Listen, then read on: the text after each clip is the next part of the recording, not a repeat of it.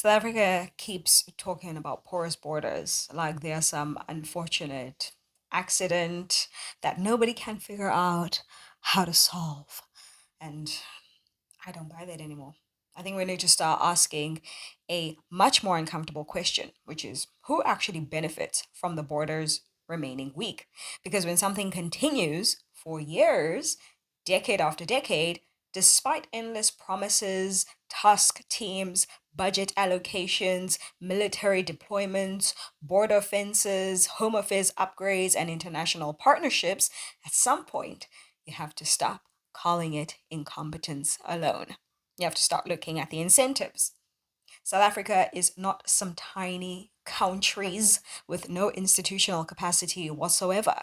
This is a state capable of running highly complex banking systems, advanced financial markets, large scale mining operations, and sophisticated telecommunications infrastructure. So, how is it that the state suddenly becomes powerless when it comes to tracking movement across borders?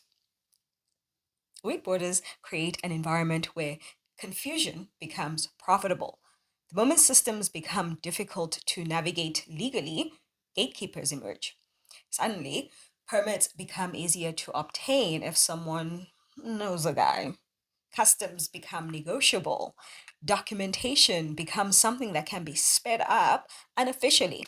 Entire informal economies begin forming around dysfunction, and once enough people inside the system benefit financially from that dysfunction, fixing the problem becomes a threat to income streams. And politicians come onto television speaking emotionally about migration and refugees and humanitarian obligations and regional instability, while ordinary South Africans are sitting in overcrowded clinics, competing for jobs, struggling with housing shortages, and dealing with growing pressure on infrastructure. The state keeps presenting the border issue like it is this impossible humanitarian puzzle while never honestly addressing the corruption, political incentives, and bureaucratic interests attached to keeping the system unstable. And that is the part that I think South Africans need to start paying closer attention to because chaos does not always mean absence of control. Sometimes chaos itself becomes the mechanism of control.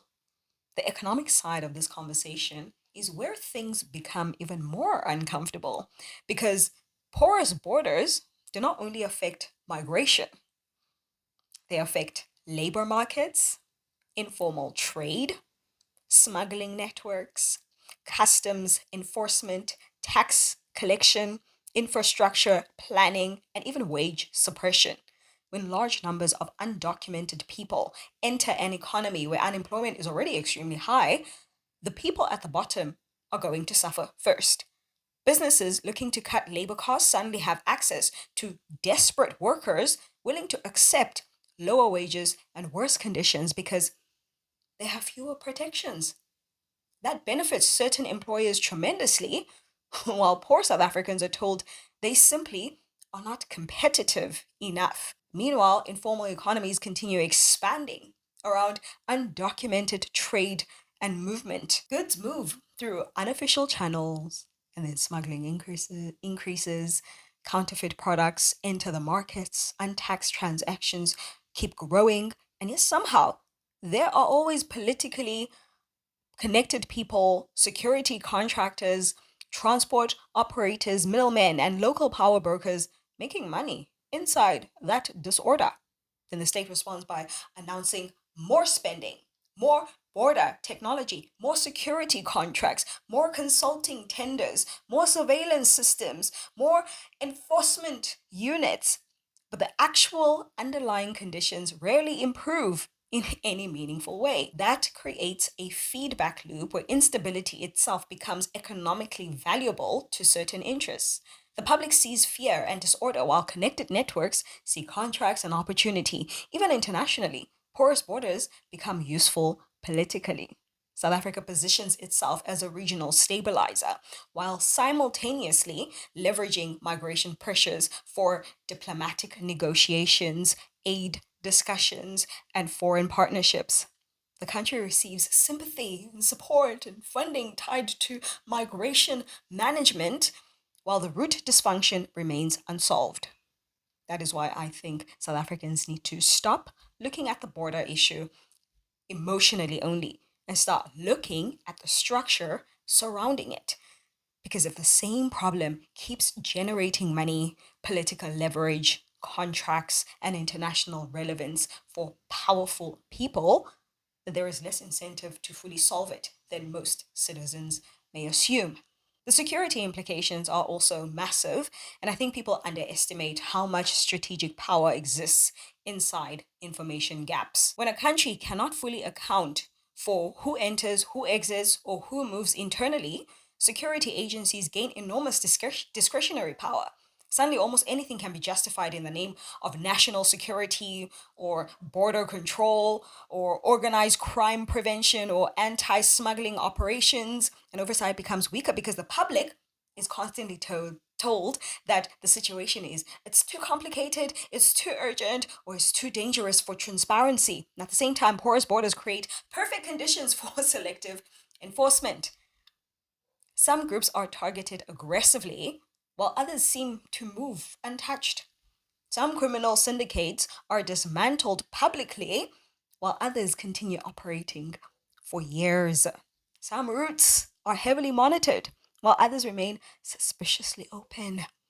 Ordinary citizens begin to feel unsafe and frustrated and emotionally exhausted, and that frustration becomes politically useful because once people are scared enough, they become easier to manipulate through narratives. Suddenly, every domestic failure can be blamed on foreigners instead of corruption or poor planning or collapsing municipalities or broken policing systems or political incompetence. The hospitals are overcrowded, blame migration. Crime is rising, blame migration. Ooh, housing shortages, blame migration. Job scarcity, blame migration. Meanwhile, the structural failures inside governance continue untouched. That is why I think this issue has become so dangerous socially because citizens are angry, but many are directing that anger sideways instead of upward toward the systems failing everybody. And while society fights internally, elites continue operating comfortably above the conflict.